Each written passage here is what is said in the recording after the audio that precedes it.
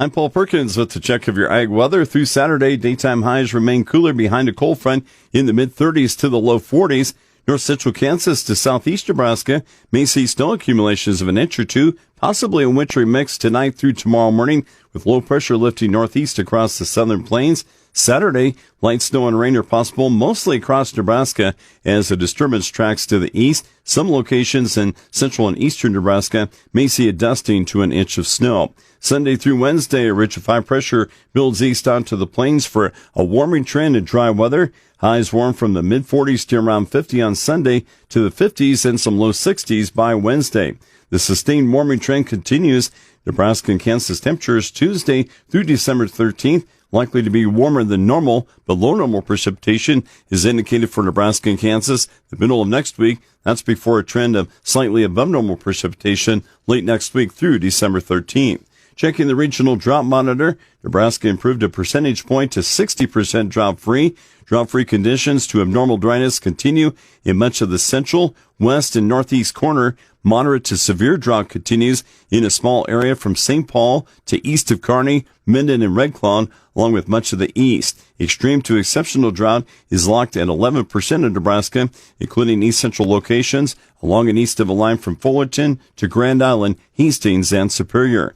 Kansas remains 10% drought-free with drought-free conditions to abnormal dryness in the west to the south of I-70, portions of the south central and the southeast corner. Nearly all of central and eastern Kansas continues to be in moderate to severe drought.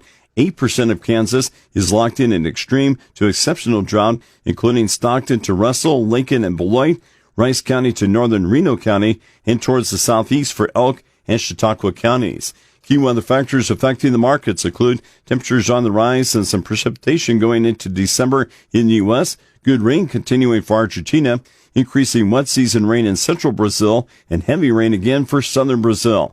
More active weather develops across the U.S., starting in the south and the northwest. Northwestern storminess intensifies today and persists for several days, leading to 5-day precipitation totals that could reach 5 to 10 inches or more from the northern Pacific coast to the Cascades. Varying amounts of rain and high elevation snow extend inland across the northern Rockies and as far south as northern sections of California and the Great Basin. Generally light precipitation in the Four Corners should end by tomorrow.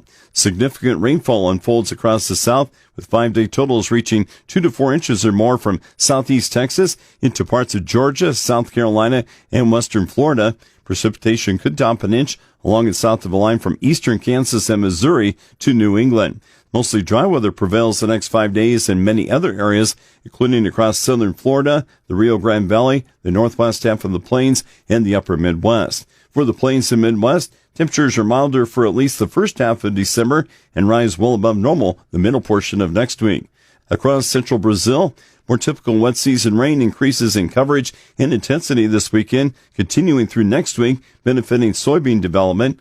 Where it's been too wet in southern Brazil, Rio Grande do Sul got a break from the excessive rain to decrease the excessive soil moisture. Some heavier rain moves back through southern Brazil this weekend, and above normal rainfall is expected to continue through next month.